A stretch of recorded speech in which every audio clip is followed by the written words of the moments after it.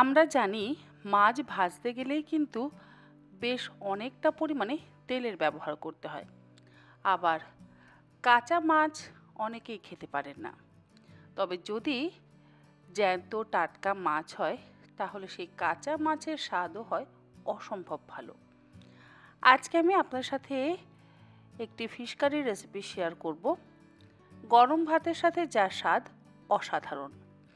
নিয়েছি এখানে 4 পিস কাতলা মাছের পিস, 3 পিস পেটি আর 1 পিস গাদার মাছ।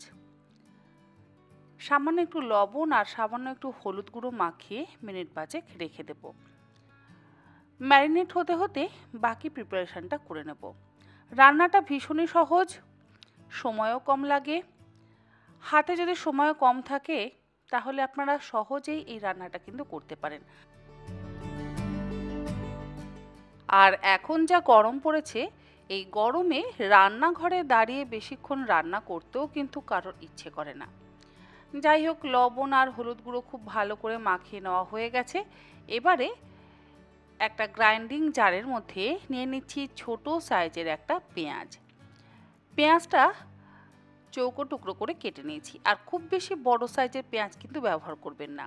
দিলাম 2টো কাঁচা লঙ্কা, 2 কোয়া রসুন আর হাফ ইঞ্চি আদার টুকরো। একটা বড় সাইজের টমেটোও দিয়ে দিলাম। টমেটোটা চাইলে আপনারা গ্রেট করেও কিন্তু অবশ্যই ব্যবহার করতে পারেন। আর দিলাম 1 চা চামচ পরিমাণে জিরে গুঁড়ো। জিরে গুঁড়ো খুব বেশি দেওয়ার দরকার নেই, কোনো মশলাই খুব বেশি ব্যবহার করবার প্রয়োজন নেই। হাফ চা চামচ দিয়ে দিলাম শাহি গরম মশলার গুঁড়ো। এবারে সব কিছু একসাথে মসৃণ করে বেটে নিলাম। মশলা আমাদের কিন্তু রেডি। কড়াইতে বেটে নেওয়া মশলাটা ঢেলে নিচ্ছি। এরপরে এর মধ্যে একে একে দিয়ে দিচ্ছি হাফ চা চামচ পরিমাণে হলুদ গুঁড়ো, 1 চা চামচ পরিমাণে দিলাম কাশ্মীরি লঙ্কার গুঁড়ো,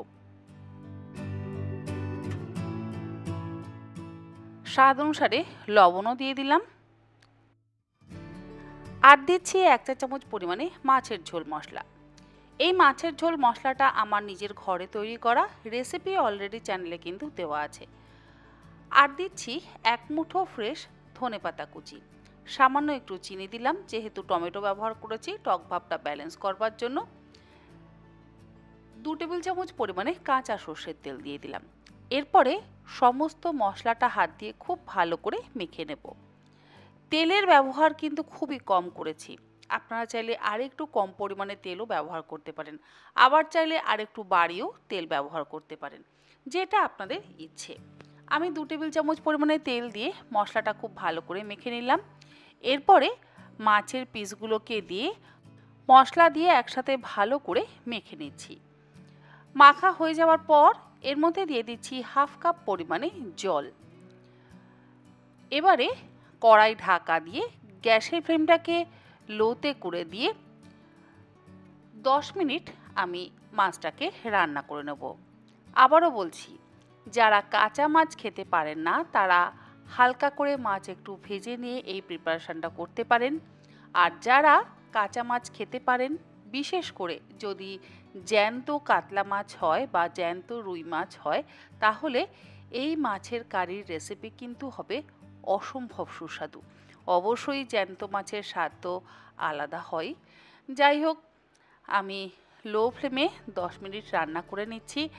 আর পেঁয়াজ, রসুন, আদা এগুলো তো কাঁচা ব্যবহার করলাম, সেই জন্যই 10 মিনিট লো ফ্লেমে ফুটিয়ে নেব। তাতে কোনো রকম মশলার কাঁচা গন্ধ কিন্তু থাকবে না।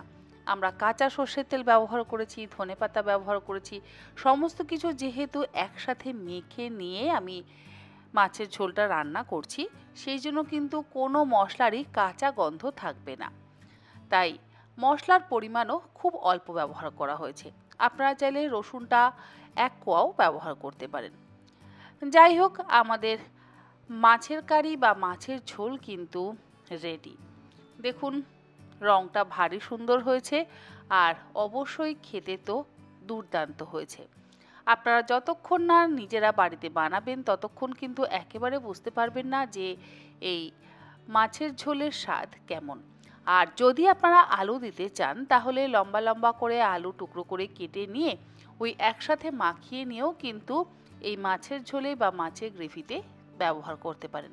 অনেকেই আছে আলু ছাড়া খেতে পছন্দ করে না, তাই আলু আপনারা অবশ্যই ব্যবহার করতে পারেন। রান্নাটা হয়ে যাওয়ার পর ওপর থেকে ছড়িয়ে দিলাম সামান্য পরিমাণে একটু ধনেপাতা কুচি। তৈরি হয়ে গেল দুর্দান্ত স্বাদের কম ঝামেলায় তৈরি ফিশ কারি বা কাতলা মাছের কারি।